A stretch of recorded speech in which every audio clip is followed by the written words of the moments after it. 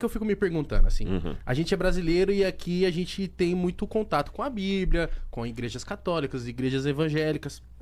E aí eu fico me perguntando, uma pessoa que nasceu na África, uma pessoa que tá lidando com candomblé, com umbanda, a pessoa que nasceu talvez... É que eu esqueço o nome da religião que acredita em Maomé.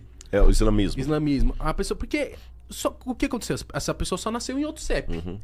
Entendeu? E aí a Bíblia talvez não foi apresentada pra essa pessoa. Essa pessoa, ela não vai pro céu. Essa pessoa, ela não vai viver a vida eterna por conta que ela não teve contato a isso. A gente é tão privilegiado assim e eles não prestam? O que acontece?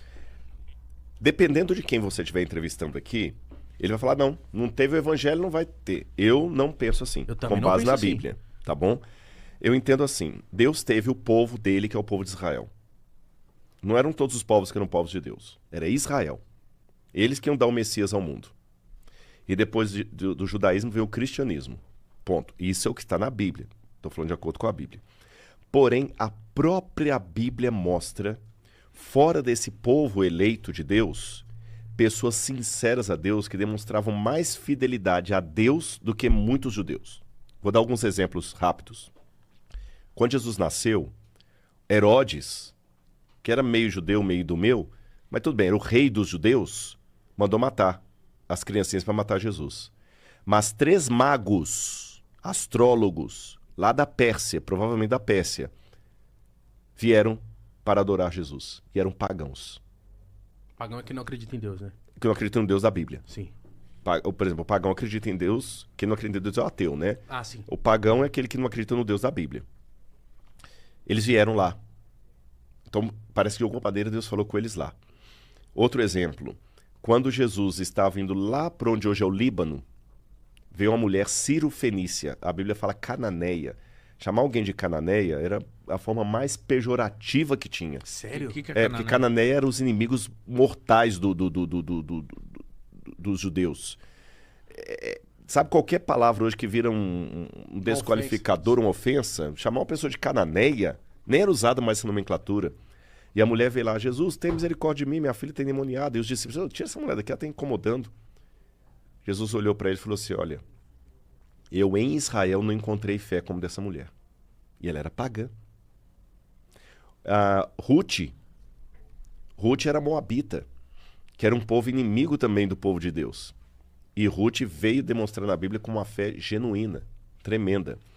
Então, o que eu aprendo disso? E para terminar, Jesus um dia falou com Nicodemos assim, Nicodemos, o Espírito de Deus sopra onde quer.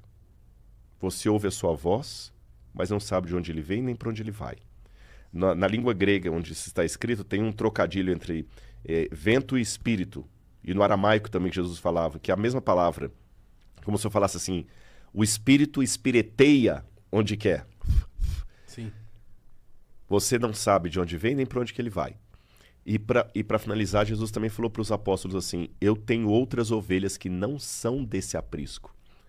A mim me convém conduzi-las, mas chegará o dia em que haverá um só rebanho, um só pastor. Com esses elementos bíblicos que eu apresentei, o que eu posso responder para você? Deus vai julgar as pessoas de acordo com a sinceridade dele em relação ao grau de revelação que ele recebeu. Aí eu vou me surpreender com uma coisa. Porque às vezes, vamos pensar, você colocou aí o índio, vamos pensar o índio lá na Amazônia, adorando o Tupã. A única coisa que ele sabe de Deus é que ele chama Deus de Tupã, fica adorando os espíritos da natureza ali e tudo mais. Só isso que ele sabe. Mas ele está sendo fiel àquilo ali. Ele está amando o seu semelhante lá na tribo. Ele não tá fazendo mal a ninguém. Não está fazendo mal a ninguém. E eu aqui, Rodrigo,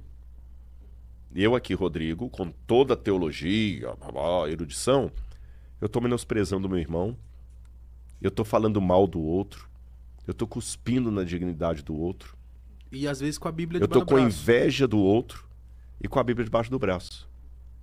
Aí Parece que tá cego, né?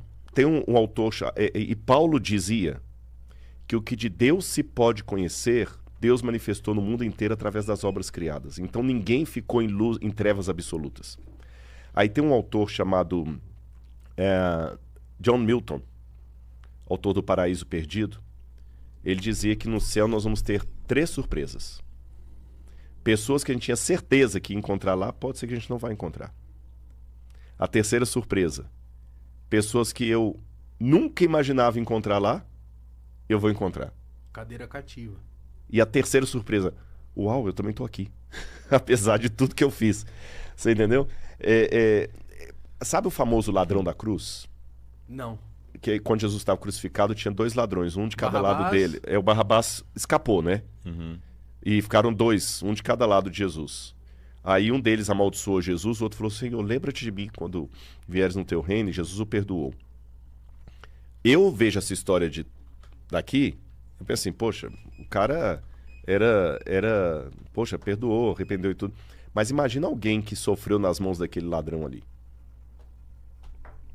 Então, eu não me preocupo com isso, porque eu tenho a obrigação de pregar o evangelho do reino, como diz Mateus 24:14, tanto é que eu estou aqui, e Deus que está me mandando. Todo lugar que Deus está mandando eu estou indo, você está entendendo?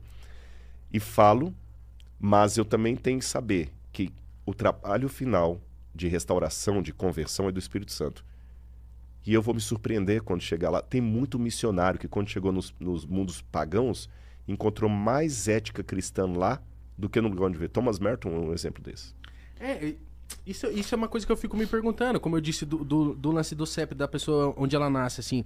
Você consegue ter esse discernimento, você tem muito conhecimento sobre, mas eu fico assim, caramba, mano. Você, de verdade, Rodrigo, você nunca se questionou, fala assim, por que as pessoas já nascem, que nem o Mítico falou, talvez a pessoa nasce um psicopata, ou às vezes ela nasce com uma doença terminal, ou ela nasce numa situação de miséria horrível. Por quê? Por quê? Por que aquela pessoa? Por quê, sabe? Tipo assim, por que eu nasci aqui e uma pessoa que, tipo assim, que era pra ser igual eu, nasceu lá onde tá tudo fudido, cheio de guerra, sabe? Tipo, Vamos piorar. Por que criança e leucemia fica na mesma sentença? por quê, cara? Nossa. Jesus responde isso em uma das parábolas, a parábola do joio e do trigo, onde ele fala: o inimigo fez isso.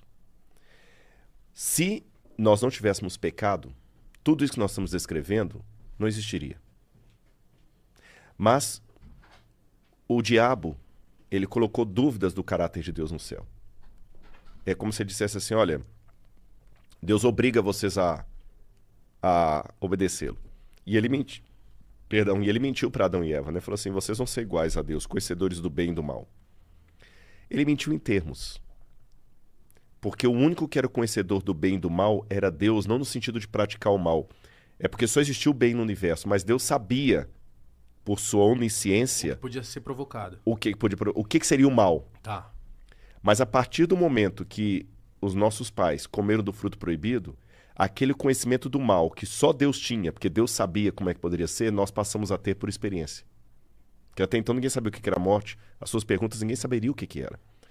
Então hoje nós estamos num parênteses na eternidade. E Pedro fala: nós não vamos encontrar justiça nesse mundo. Isso não é muito frustrante? Seria se a vida eterna fosse só isso. Perdão, se nós fôssemos só isso aqui de vida. Se a vida fosse só isso, eu vou dizer pra você que até a vida do cara mais feliz do mundo é frustrante. Fernando Pessoa dizia, né? O que é o ser humano senão um cadáver adiado que